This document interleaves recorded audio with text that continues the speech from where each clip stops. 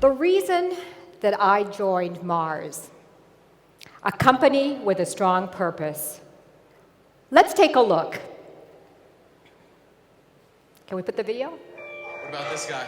This guy's been through a lot. Dogs bring out the good in us. Pedigree brings out the good in them. Feed the good. Creating a better world for pets. Bringing people to the dinner table with food. And who doesn't love a bowl of M&Ms through one of our purpose of bringing joy to people's faces? The world we want tomorrow starts with how we do business today. What I'm going to be talking to you is how we, as a GBS, Mars Global Services, we have put purpose at the center of everything we do. But before I do that, let me tell you a little bit about Mars. So we are a $45 billion business with about 140,000 associates. Interestingly enough, about half of that number is made up of vets. We are the largest pet care company in the world, something that many people don't realize. And of those vets, 80% are female. Another little information for you. We started in 1911 in a kitchen in Tacoma, Washington, and that's where the first Mars bar came out. It is still privately held, owned by the Mars family, and we actually like to call ourselves Martians. We're not from the planet Mars, but we're certainly from Mars. I've actually had the privilege to know the family, the third generation, the fourth generation, and today is the fifth generation. Now, the piece that I really want to stress is when you look along the side there, the world we want tomorrow starts with how we do business today. And very much while we articulated that in the past 5 years, the reality is that we've always had a strong purpose, and that has been manifested itself with the 5 principles. Now, quality, efficiency, responsibility, many of you would say, yeah, we do that as well, Angela. So what's the difference? Well, it's the other 2. Mutuality, a shared benefit, is an enduring benefit. We always look at what's the win-win across the entire supply chain, our customers, as well as right back to the cocoa farmers. And then freedom is very simple. It's the freedom to remain private so that we can take a look at things much more from the long-term perspective. And below you can see many of our loved brands. Hopefully you can recognize them and you have a chance to enjoy them. Now, when we went through this journey of purpose, like I said, we articulated it 5 years ago. One of the things that we looked at was how do we measure that purpose? What do we need to guide us? We knew where the North Star was, right? But how do you know you get there? And again, if you look at this quadrant, it's not about just the financials. Yes, absolutely. The financials are table stakes. You have to deliver. But what you'll see there is the way we grow is very significant. We're not going to do growth at any cost. It's very important for us of how we grow and what is the impact, and those are the bottom 2 that you see there, in terms of are we having a positive impact on society, and are we seen as a reliable, trusted partner with everyone that we interact with right through the entire supply chain. What's really interesting about this is that the owners do take a look at this from a long-term perspective. Again, I go back to the freedom concept that we talked about. They're looking at investing here in generations, not in terms of what's going to happen over the next 3 months. And so that gives us a really great opportunity to make some great choices. So in some of those choices, when we then looked at where we want to go, we have basically organized ourselves around these 3 pillars. The first pillar is portfolio, which is the portfolio of brands and making sure that everything we do as we move forward is in line with the compass. So for example, healthy snacking. We looked at sustainability. We've made a commitment that by 2050, we will be sustainable in a generation. That basically means a net carbon footprint. And on the culture, we've absolutely have said the greatest investment we can make, it's in our people. And so we want to make sure that we really drive inclusion and diversity. So, what does this mean now for a GBS, right? And we call our GBS Mars Global Services. Well, what was really interesting is a couple of years ago, Grant Reed, our CEO, he said to me, "So Angela, what are you doing about it?" Now, I have to say, I kind of looked at him and said, "Well, what do you mean?" I'm closing the books, right? I'm paying people, right? We do the payroll for our associates. I'm paying the suppliers. I'm collecting the cash. What more do you want? And he said, "Anybody can do that," right? He said, "I want you to take a look at it. What are you doing to drive purpose?" And today, as I stand in front of you, 1/3 of our portfolio has been derived by following that lens of everything we do is around purpose. So think about that. What are you all doing as GBS leaders today? What is your purpose? Oops. So before I do a deep dive into what we've done here, I thought, again, I would just give you a bit of perspective. So this is Mars Global Services, what we call it Mars, or GBS.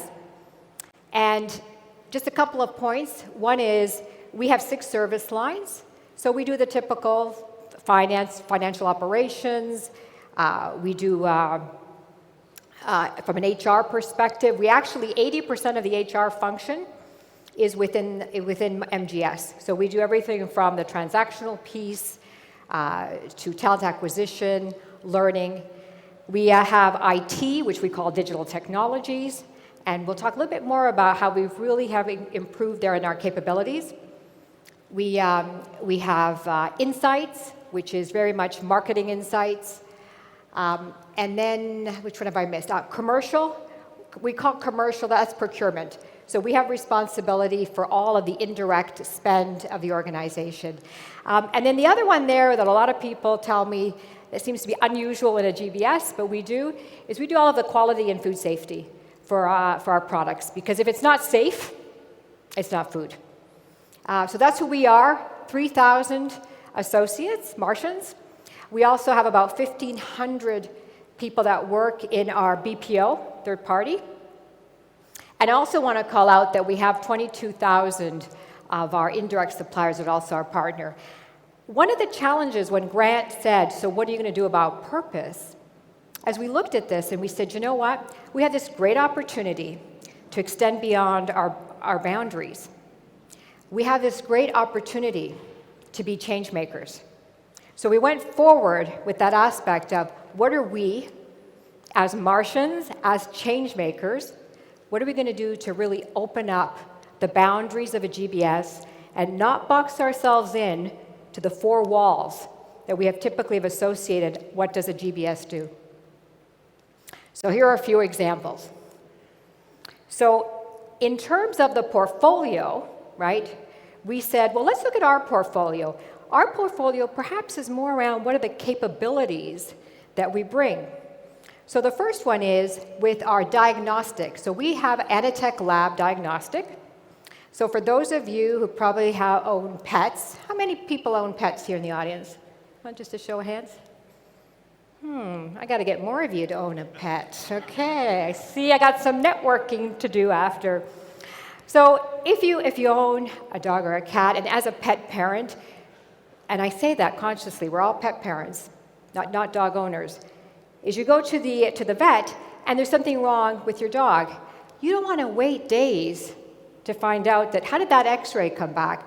So one of the things that we did within MGS is we scanned the millions of images so that rather than having that when you're in the vet office, you get your x-ray and the vet can take the results, put it in the tool, and through scanning, through the use of AI, can come back in seconds to say, do you know what?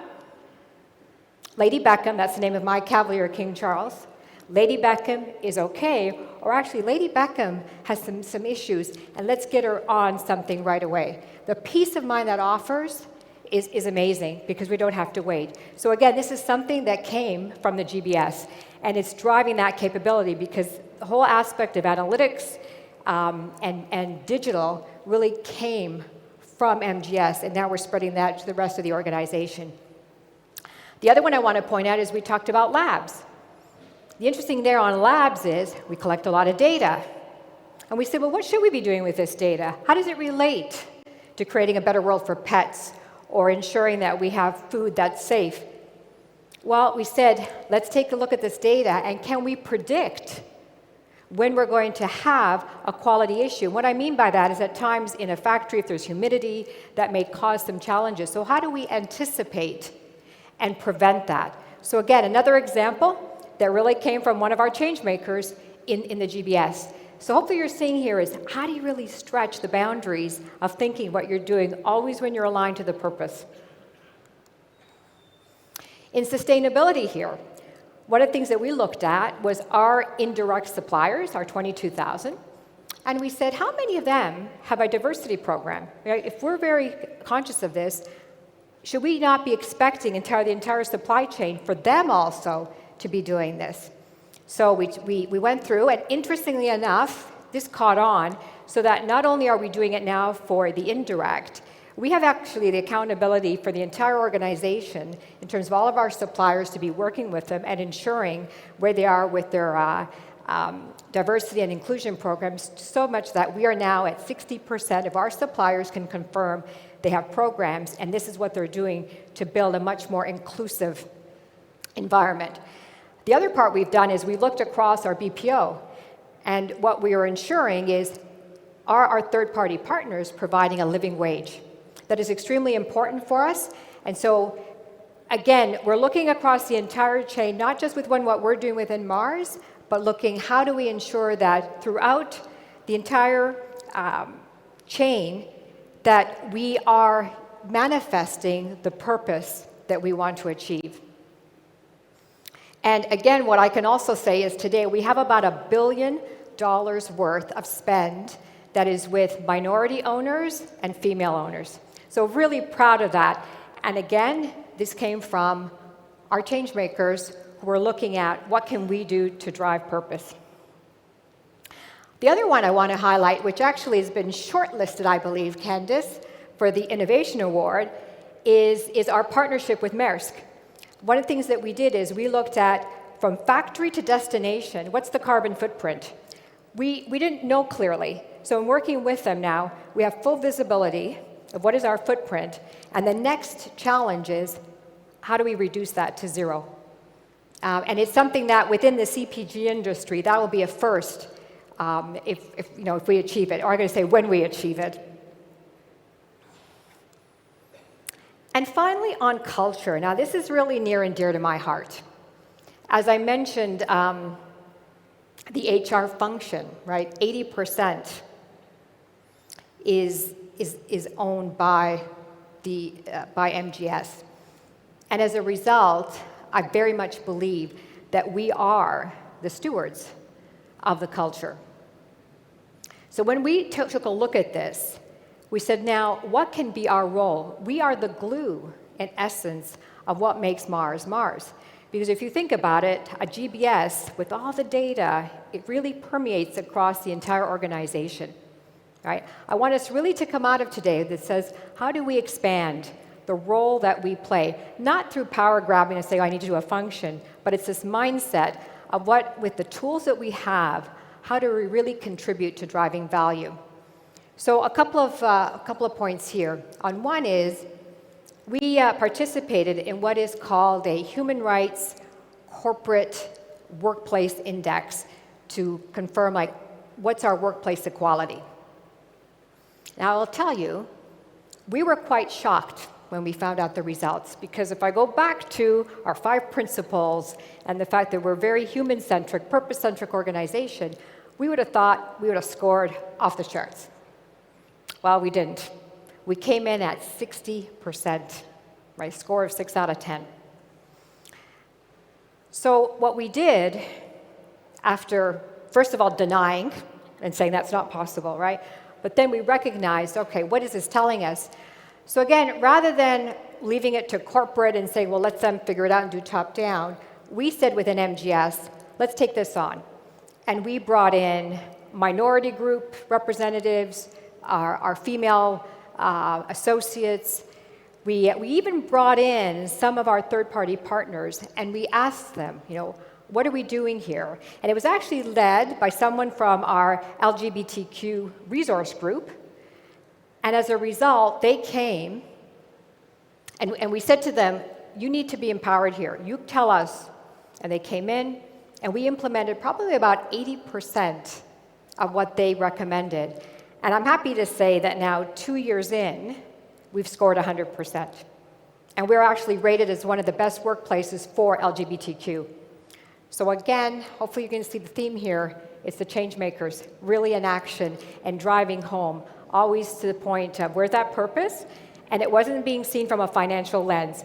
The financial lens will come, right? It's actually almost the lagging indicator. The leading indicator was always looking at what's our trusted partnership? What's the societal impact? And even quality growth. I mean, do we want to grow our business in doing the right things? And then finally, there's one here that I also is near and dear to my heart, which is we actually are looking at the future of work. And we've been asked, as the GBS, to take a look at this and say, what does future of work mean? Now, again, I think as Candice mentioned, bringing the human back into the workplace, it was too easy to say, let's come up with more tools. It was too easy to say, oh, it's just some processes that we're going to put in. And it was too easy to say, just come back to work. We want everybody into work. We looked at it very differently and said, what are the experiences that we want our associates to have? How do we make it easier for them to do their work? And it doesn't necessarily mean a return to office. What it means is really bringing the human being back into the workplace, however you define the workplace. Because I think one of the things that the past 2 years has shown us, we can absolutely utilize a lot of the tools, right? A lot of people were very productive while working from home, but at the same time, we're also seeing a lot of the unintended consequences that this has raised, such as high mental health issues, things maybe not progressing as expected. And so we've taken that very seriously and have said, what can we do in this situation? So with that, I want to show a commercial that was put together by the marketing team. But the reason I wanted to share it with you is because it's something that we've used within our own teams to really represent how we're bringing the human back and embracing that spirit. So if Matt and team here can...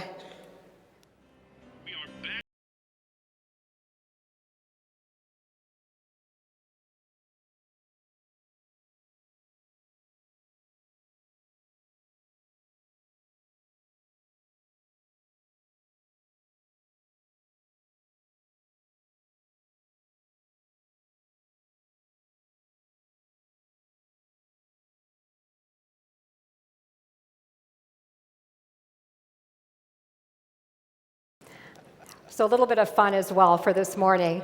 And also, as an aside note, I love Celine Dion as a fellow Canadian, so I had to play that one. But you get the sense here of how do we really bring people back into the workplace, however you may define it, but it's bringing the humanness. So overall, what I really wanted to leave you is with 2 messages and a question. So, 2 messages. My first message is that performance without purpose is meaningless. Performance without purpose is meaningless. And purpose without performance is impossible. So the question I have to all of you as GBS leaders, and it's a question that I always ask myself, What are you going to do about it? Right? How are you going to put purpose at the center of everything you do? We've been on a journey. A third of the portfolio is purpose-centric. Am I happy with a third? No. We're going to do more. But I will tell you one thing, that tomorrow is today. So tell me, what are you going to do about it? Thank you.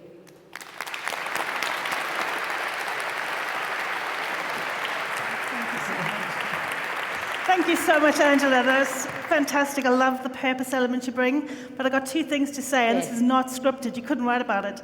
Elon Musk will be so happy that you've got all these Martians living on Earth. Yeah. and the outfit, so on brand. Absolutely love it. Thank you. So, Angela, we've got some questions here for you that have come in via the QR code up there. Mm-hmm. How did you define and establish your end-to-end ecosystem of partnerships between Mars Global Services and the business? Yeah, so we say the business, first of all, we are the business as well, right? I find a lot of times people will say, well, what does the business want? And I always said, I'd love to meet who that person is. So we're very much I'm part of the Mars business, and it's one of the reasons that actually from an MGS perspective, we also co-locate with our businesses. So when we talk about the end-to-end, one of the things that we've done is when we connect with a supplier, we're very, very particular of ensuring, do they share the same values? Mm-hmm. And so we are very much open book, and we ensure that, all right, let's sit down. Where are you trying to go? What's your North Star? And what is it you're trying to achieve? What's our North Star? And let's find a mutual position so that it's a win-win. And we will turn down, if there's a supplier that says, look, we'll give you a best price, we'll actually turn that down. Because what we want to make sure, again, going back to our mutuality principle, a shared benefit is an enduring benefit. Thank you. Another one that's coming here around the sustainability side of things. Why is Mars Global Services the optimal place for sustainability in the business? Okay. So first off, the entire organization is working towards sustainability, so I wouldn't want anyone thinking that we're the only ones focused on it. But what I meant is that because we have the data, right, it puts us in a great position to really discover and mine where are those gems. Now, it just so happens that some of the gems we discovered were the things in transportation, the whole logistics, because we manage that. And so from a carbon footprint, as an example, it's a great opportunity for us to work on that. While obviously our factory, the plants, they're focusing on what they need to do. But I think for me, what was an insight is this allowed us to go to the not so obvious places, right? Because it's obvious, of course, you look at the factory, you look at your raws and packaging, but this allowed us to look at places that people were not looking at. And certainly, the other part is the definition of sustainability. We tend to forget it also includes human rights, which is why I go back to, we make a point of ensuring the visibility of what is the living wage of all of our contractors and third party. And that is something we insist on, and we audit to make sure that that's happening. Thank you. There's one, actually, I'm quite keen to ask you. It's quite linked to the first one. I remember when I was back in industry, what was really important, the whole thing around partnerships and linking that into your business. But it was difficult. It was really difficult to ensure that your partners felt the culture of your organization. How do you do that at Mars? The part of the partnership? The BPOs, yep. Yeah, with the BPOs. Well, first of all, I think that you cannot walk into a room and say, okay, you're over here as the BPO, and here's Mars.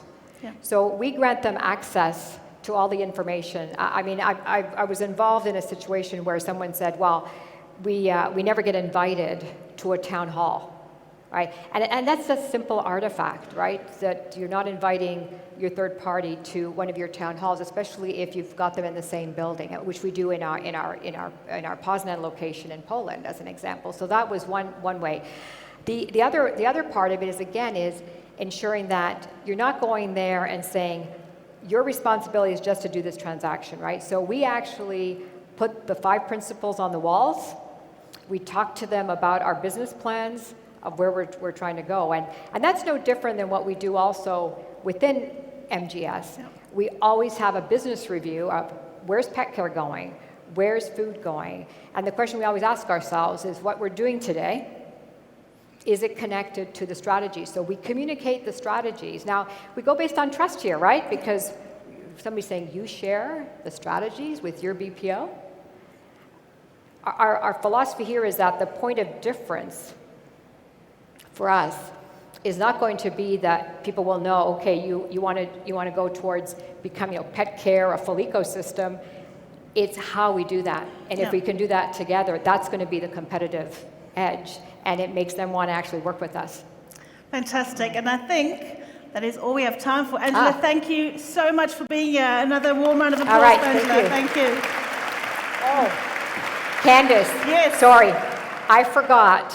I didn't want to. So I think the next speaker is coming from the airline industry. That's right, yes. Right. And when you go on an airline, you get offered drinks, correct? That's right. Okay. Well, unfortunately, I can't offer you drinks, but I can offer you the next best thing, which is I think some of you have already seen underneath your chair, a little Maltesers, so you can munch along while you're listening to Leon. Thanks, Angela. Okay. Thanks so much.